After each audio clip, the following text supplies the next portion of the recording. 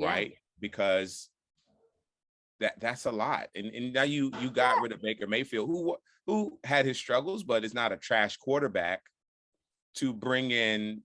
I know you just, you know, I don't know if it warranted him, you know, completely just being dismissed. Yeah, I mean, he hasn't been dismissed. No, he hasn't been dismissed. He played injured because he had to get surgery on his shoulder. Point like it was this shoulder. I don't know which shoulder it was, y'all. Yeah, but it was his shoulder. We know that for sure. And he was done dirty, I think. Yeah. So from what I read on his IG page, you know, I follow everybody. Yeah. What I read on his IG page, what was said in report, you know, I think it sounded like he was told something to his face or over the phone, what it may be, and then something different was done in the background. So that's not a sports story that we haven't heard before. Right. Yeah. So I went and did some digging with stats because I said, who offers someone who didn't play an entire year, sat on the bench the entire year, watched the team really lose badly, $230 million, not to mention all the outside things going on with his life right now. So I compared, right? I said, I looked at Baker Mayfield. We're going to look at 2018 through 2020. There you go. That's oddly strong enough. Journalism there. Strong journalism. Hey, their stats to me aren't that far off. The only thing separating Deshaun Watson and Baker Mayfield from 2018 to 2020, that's all I'm looking at, because I can't use 2021 because Deshaun didn't play. Right. Is Baker Mayfield has more interceptions than Deshaun Watson. That's not enough to switch a whole program over now. Right. So that was my question. Yeah. Now, you know, they're looking at the team 3, 4, 5, 6 years out. So maybe they know what's coming down the pipeline, who's coming out of college soon, you know, what positions they have to make some traction. So, you know, I'm sure there was a rhyme and a reason, but was he the only quarterback available, right? Are you telling me that he's the one who fit into your system the most?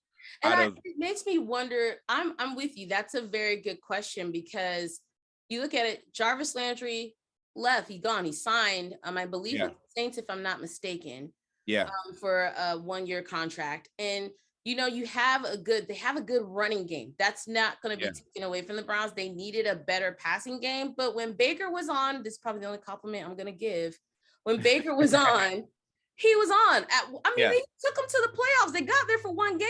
You got to give the man some credit. So give him credit, right? Give him some credit, right? So I looked at those stats, and from the time that Deshaun Watson, his best season was, honestly, looking at the stats, about 2020 was his best season before he cut out. So if they're relying on that, guy got almost 5,000 yards, 33 touchdowns, only has 7 interceptions. So if they're looking at just that 2020 season, because if you look at that compared to Baker's 2020 season, right. But, no. So this isn't a gap. This isn't orange and apples. So it's just it made me wonder, offering someone $230 million. Yeah. Certainly his stock was rising if you just look at his play on the field. Yeah. So it's not far-fetched to imagine that he was a talent that some other people would like, especially when everyone who else came in hasn't all panned out. If you look at, you know, and I'm not super well versed, but on the divisions that they're in, right? Do they need this type of quarterback because what the other teams in the division are doing, right? Do they need somebody who's mobile or, you know, a pocket passer, whatever they need from him? Excuse me. Does that make sense, right, for why they needed him? I get it, because his stock was rising just as an athlete. But overall, it also says, son, please. Hey, guys, I told you I have a fatherhood podcast. That means I have 2 sons. I want him to come downstairs for me. All right, boys, just give me a minute. I don't know if you're going to edit this out or not. You don't have to. But, boys. I love this. Boys, hey. A great advertisement for this podcast. Y'all should go listen. Can you guys go ahead and go back out? About to be a dad. You want to be a dad. Go check out Kurtis's podcast. Come on. We made a deal, guys. Give me a minute. That's what parents do. Did my parents make deals with me? Yeah, if I made honor roll. Yeah. I hope people don't see it as dollars. This is a form of gentle parenting, I guess. I don't know. It really is. My parents made deals with me all the time. We can go get ice cream if you sit down and let Daddy finish his phone call. and then y'all could come back in here. Close my door and get out. But what was I talking about? Now they jacked me up. You were talking about whether they needed something he had. Oh yeah, so his stock was rising, right? Yeah. As a football player, his stock was rising. It just leads to, and again, don't want to jump the gun, but it leads to this conversation about the NFL and accountability. Yeah. Right. Like you look at these stats, I can tell. And so before we get ready to transition on, let's talk about what the NFL is allegedly possibly doing. There's so much in a rumor circle mill right now where it's rumored a year. Right. Full year. A full year. I've heard a 14-game suspension, which is basically the season because they're at 17 games now. So it's a toss-up waiting for all these different parties to make the call. And then Roger Goodell, who is the, of course, the head guy of the entire NFL, kind of making, I don't know if he's the one that makes the final decision. I wanted to look at kind of their legality process when they have situations like this. It sounds like there's a committee or at least like a duo, two people. Yeah, I mean, like he's represented by he's represented by their union, the Players Association, right? So he's going to have somebody speaking up for him. The NFL, I think, is going to have to make a decision based on where this lands in the eyes of public opinion, right? Yeah. They're going to have to look at precedent, of course, to make their final decision. It also may really hinge upon these 4 cases, right, that have yet to settle. If these turn out to be a lot more damaging to his reputation, the allegations are a little bit more serious or can be substantiated in different ways, right? Because these women are like, I'm gonna take my chances. That means they must have something they must feel have something, yeah, and confident about. Right? Allegedly, there was IG DMs that backed up a few stories that was said. Right. Yeah. Now, has the NFL seen those yet? Or are they? You don't know. New York Times obviously saw a lot. So, but to your point, like, what's the suspension, if any suspension, gonna be? What it's June now. We've got 2 more solid months before things kind of ramp up even more. Not even 2 months. Really, about 2 months before things kind of kick up a little bit more. Preseason will be 2 months from now. Preseason will be going. So then we'll know really. What it's looking like for them, right? They still have Baker on their roster, if I'm not mistaken. Yeah, he asked to be traded. I would too if people went behind my back. But look, let's say something does happen with Deshaun. Do you try to make peace with Baker?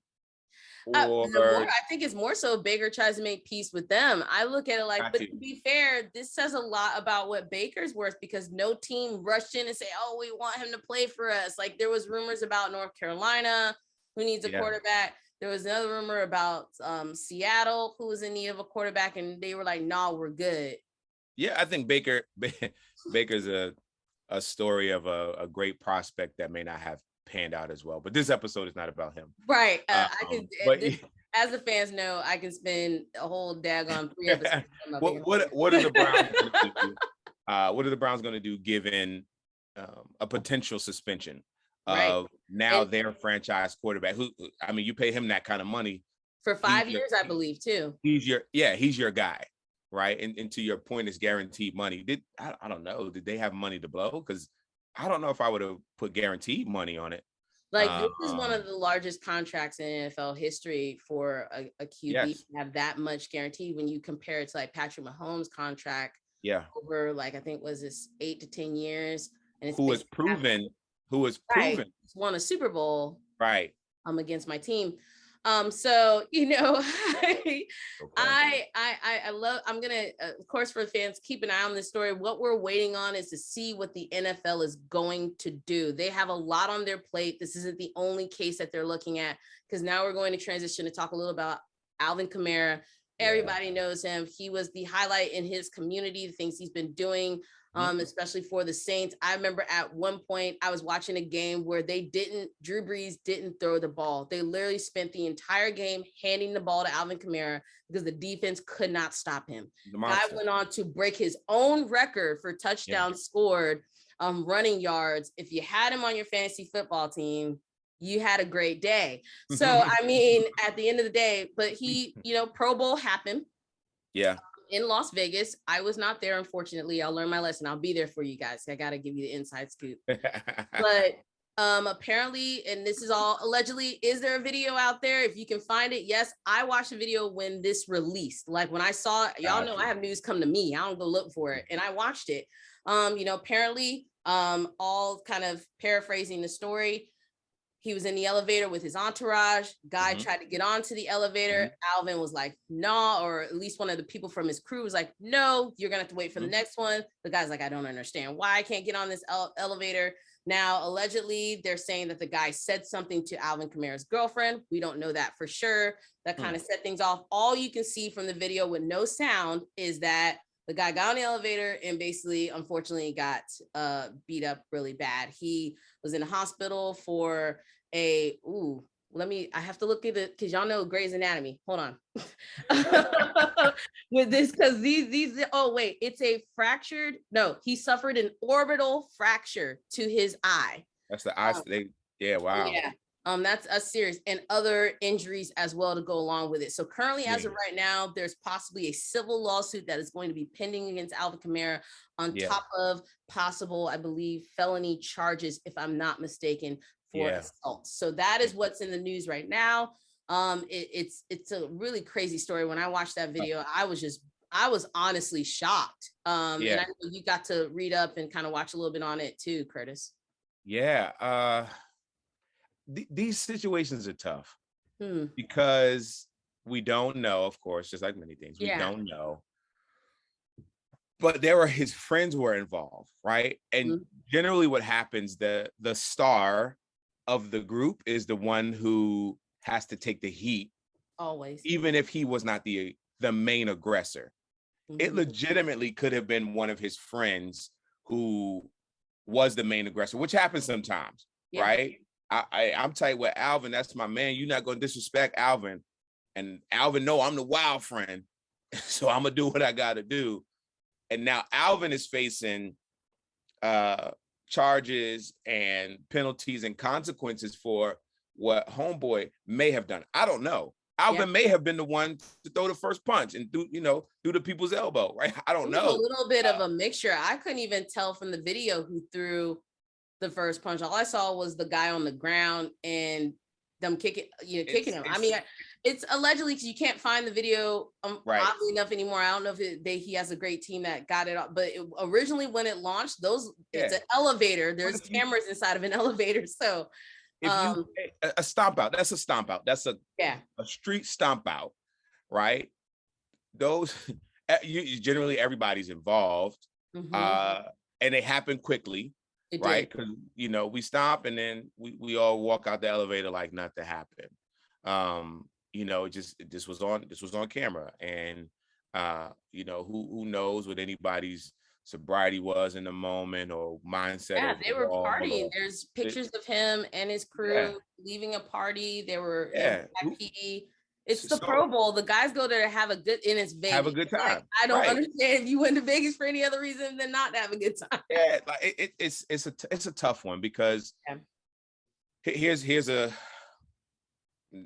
idea that I talk to some people about. Whenever you have a high profile celebrity and something comes out about them and you're like, what? This is not what I thought Ashley would do.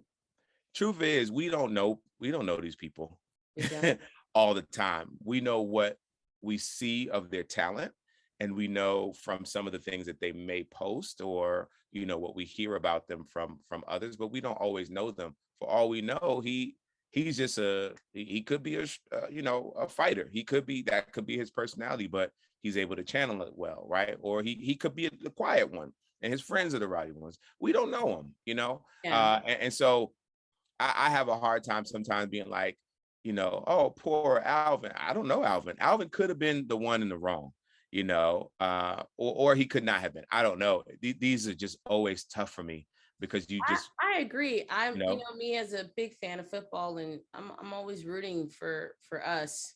When we get these, his contract was amazing. This guy's a talent. Like if you could just watching the stuff that this guy can do if they just couldn't get him, like he shook shake and bake everybody on the field, and then you do something like this. And I was like, when I saw it pop up on my phone, I was like, no way. I No, literally not was like, Alvin. no, not Alvin. Yeah. Not after all the great stuff he's done in his community. And like I said, we don't know. There's no audio. You can't hear it. You don't know who threw it. It's very mixed up because of where the camera's located. You're looking at the backs of people.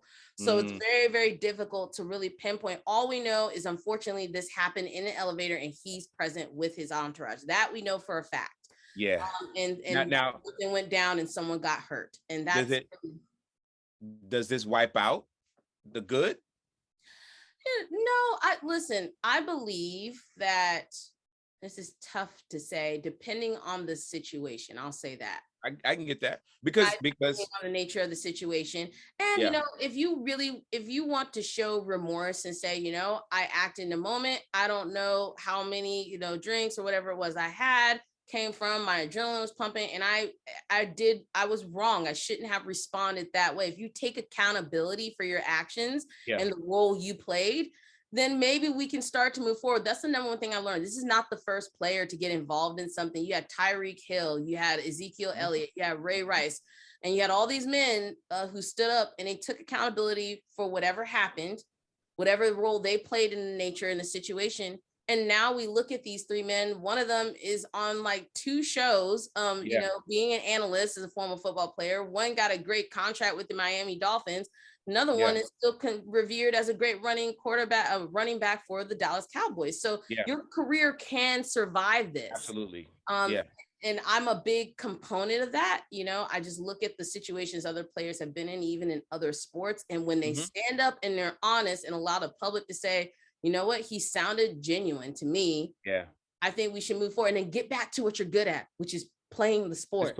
Yeah, I think you got to get under the radar. Yeah. And only get on the radar for the thing that you get paid to do. Yeah. Which is play football, right? You don't get paid you're not a boxer. You don't get paid to do nothing. You get paid to play football. And the charitable things that you have done in the past, get back to those. You may got to do them a little bit more quietly, but certainly get back to the things and be who you were. I would believe, I would want to believe that the same person who cares enough to do charity work is the same person who is not going out here just trying to fight for no reason. Right. And there was no audio, we don't know. But if you're a caring person, you're a caring person, right? And caring people can 100% make mistakes. Absolutely right.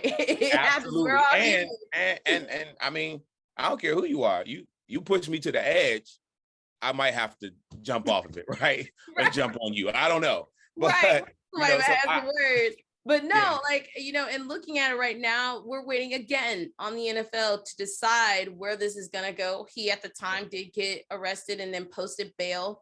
Got back. He's been practicing. I've been a chance to watch some of his workout videos that he's been posting of him in the gym, getting into shape, making sure he's ready for the season, because you go with the intention of I'm going to play regardless. And I think that, and so, looking at his contract is another whopping one, 5-year contract, 70+ million with 33 million guaranteed, and had a $15 million signing bonus. It was a crazy contract that we haven't seen for a running back in a very long time, since Ezekiel Elliott, I believe's contract. So, this is a guy, and he actually said in an interview, which I respected when he said this, was that he didn't spend any of his $70 million of his contract. He lives off of all of his endorsements that he's had. So again, we kind of revisit this. When you have situations like this, now you're kind of affecting your money and how you're living, because people don't want someone representing their product that's been in situations like this.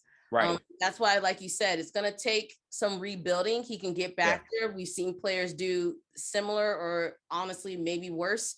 And they were, oddly enough, able to get back. Get through it. Yeah, I think you got to, to your point, take accountability for your actions, whatever part you played. Check your squad if you need to check your squad. Listen, the squad, because they were up on that video too. What you're not about to do is mess up my money. You know, so I think check your squad if you got to check your squad, and get back to the thing. Fortunately enough, man, we're such a forgiving people. The NFL fans are forgiving when they want to be. Yep. About the things that they want to be forgiven about. we NFL fans love winning. And they were kind of talking about this, like, if they believe Deshaun Watson, for example, can get us to the playoffs, are we that instantly forgiving? And, you got Alvin Kamara, who's looking at 6 games to a year. And to be fair, the Saints are in rebuild season. They did not have a great season last year. The eyes are on them because they finally do have a quarterback that came in. He's not like, top big name. He is notable. I believe I think he was the former quarterback for the Chargers before he got injured.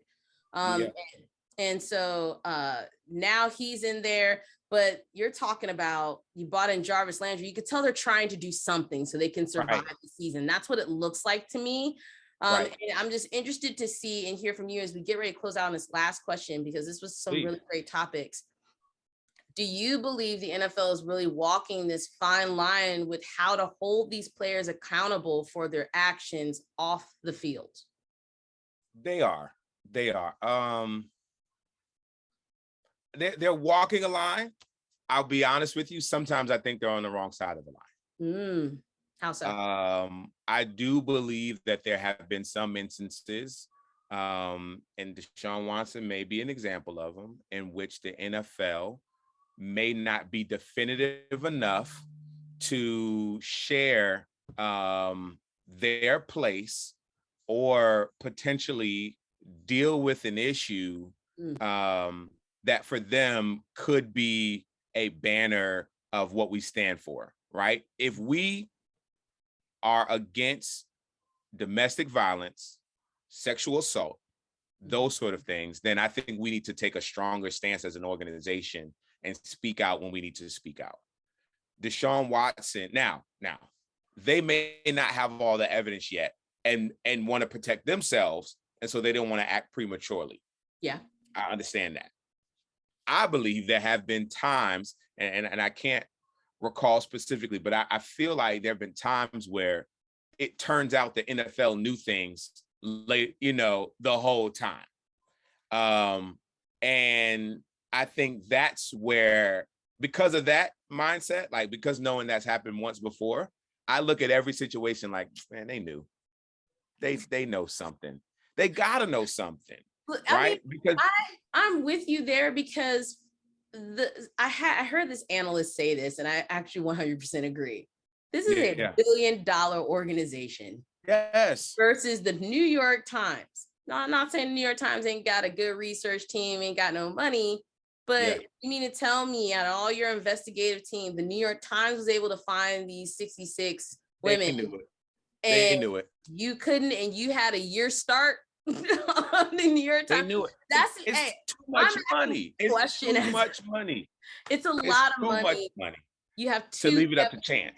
It really is. And I agree with you. I think the hard part that at times the NFL faces is, how do we keep from digging too deep, right?